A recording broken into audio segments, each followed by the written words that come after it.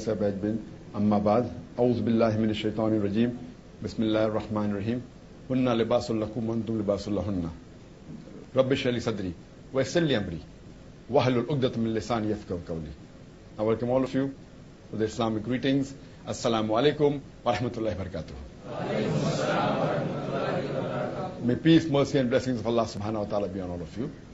This session is mainly dedicated for any questions in choosing a life partner, or how to have a successful married life, or after you're married if you have any problems as far as relationship between the husband and wife. So this session is mainly dedicated for that. This call doesn't mean that those who are going to get married, it's only for them. Even for those who have got married, it's for them also, so that they can see to it that the life goes on according to the Quran and Sunnah. So if the brothers have any questions on marriage, choosing a life partner, you can raise your hand, inshallah. Yes, brother. Brother, today we see that unfortunately many marriages fail, even in Muslims and non-Muslims. It's quite common. In Muslims, we see that the ignorant people, those who are not practicing, we can understand. They don't have knowledge of Quran and Sunnah. But some cases we also come across wherein the practicing Muslim, the husband and wife, both are the practicing Muslim, yet they have problems in their life. So what would be your tips and tricks to save such problems and make it sure that the marriage life is happy and smoothly going ahead? Brother, the question that nowadays we find that marriages are unsuccessful.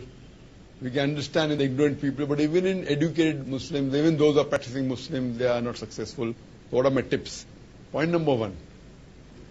If a marriage is not successful, it does not mean that the people are un-Islamic. Point number one.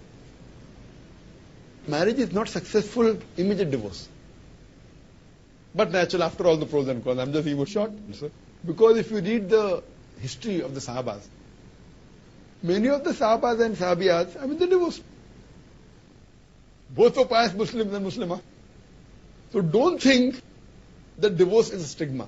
Islam removed the stigma by saying, Islam is one of the few religions which says, if the marriage cannot be compatible, divorce, part. But it doesn't mean both may be Islamic, but yet they may not be compatible. Both may be Islamic, but may not be compatible. That does not mean if marriage is not successful, they are not good Muslims. That's a different question. I say, if one of the two is understanding, it will be successful. But sometimes they may not be compatible.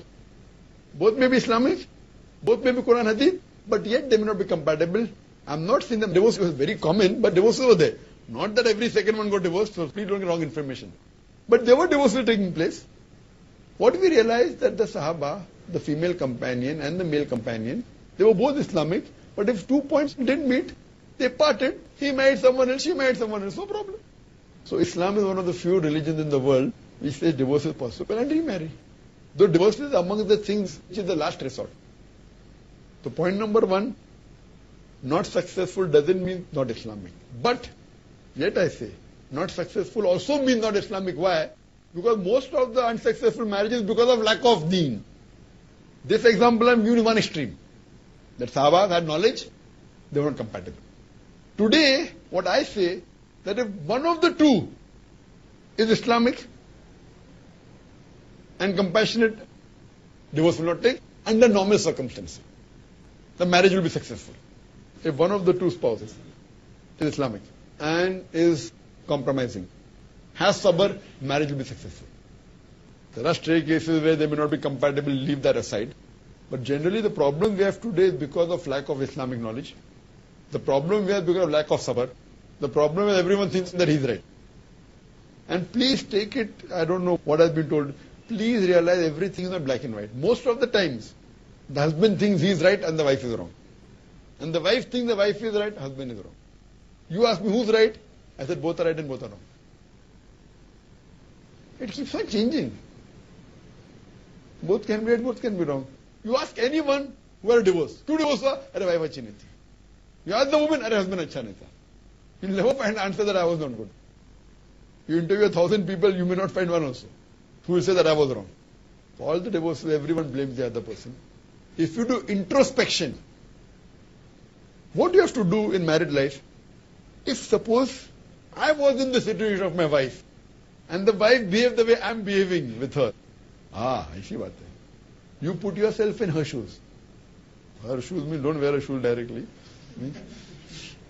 Then you said haram to wear female clothes and all. No? That means you put her in your situation. And if she does the same, like about, naraz ho gaye, you see your situation. If someone forces you, what will happen? So if you do this, inshallah, majority of the problem will be solved. And counseling is very important. With simple counseling. People quote hadith leke aate. Hadith sahi hai, mashallah. But they don't quote the other hadith. They quote one hadith, not the other hadith. So what we realize, that the marriage is not successful because they don't know how compromising was the Prophet. How compromising were the wives of the Prophet. Yet, there is a verse in the Quran, if you know, in Surah Azab chapter 33, that when the wives were demanding too much, Allah reveals verses in the Quran in Surah Azab chapter 33, that if you want luxury of this world, we will free you immediately.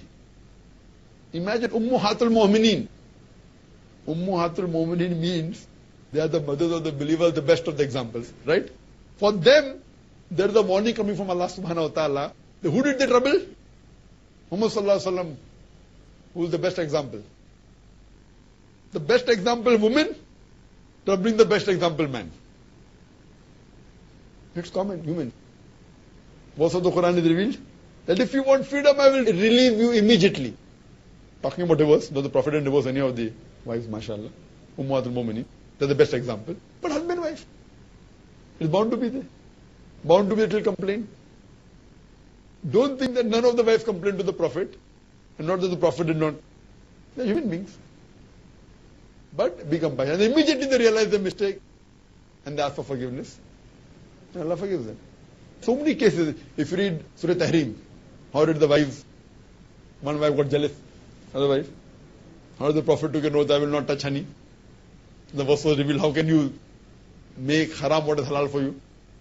So that means, that gives the example. You are talking about other relationship, this is a relationship.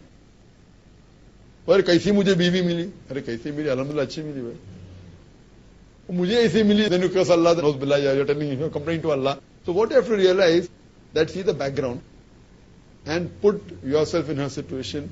She should put her in your situation. And that's how the life would be, mashallah, very smooth. There should be compatibility and understanding each other very important. Hope that answers the question. Yes, brother, you have another question. Assalamu alaikum. Wa alaikum assalam. Brother, what's the ruling on these Islamic matrimony sites, which are mostly, because mostly scholars say that it's haram because hijab is not maintained over there, on choosing a spouse from the websites? The question, what is the ruling on the matrimonial sites? Most of the scholars haram. It will depend upon matrimonial site. Matrimonial site per se is not haram. You can say most of the matrimonial sites will be haram because then you put in the ready photograph and all. So you can't say all matrimonial sites are haram. Right? No scholar will say all matrimonial sites are haram. If he says that, he's not a scholar himself. You can say most of the matrimonial sites may be haram because the hijab is gone. But you can have a matrimonial site which is completely Islamic lines also.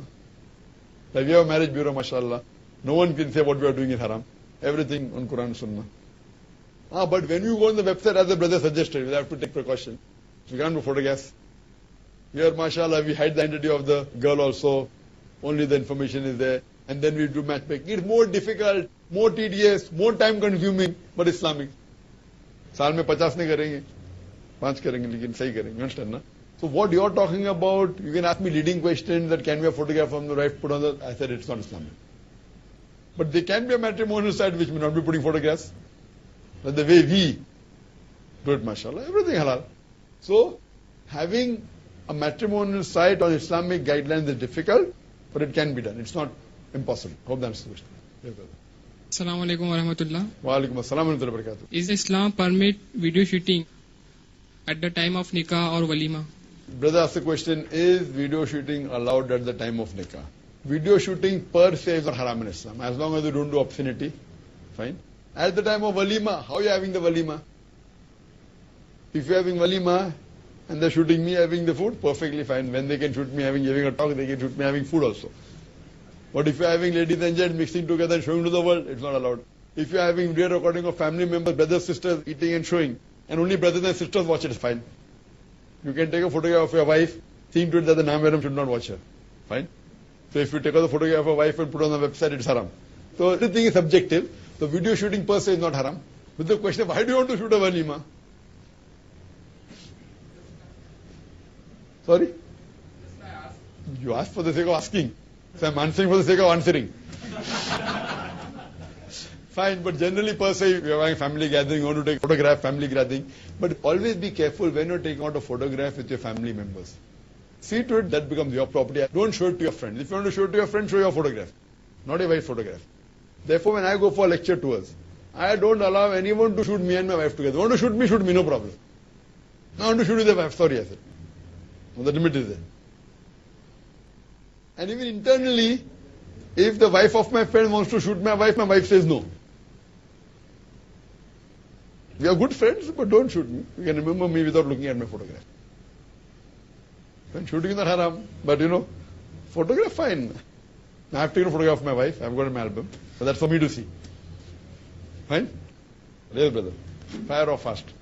What is the ruling of the second marriage if we are trying to keep it a secret? But we have no problems with the first wife. And secondly, we want to do justice with the both wives, but we want to keep it a secret, but so that the first wife doesn't get annoyed or something. Brother asked a question that if a person who's married wants to marry a second wife, can he keep it secret from the first wife? The first wife is good.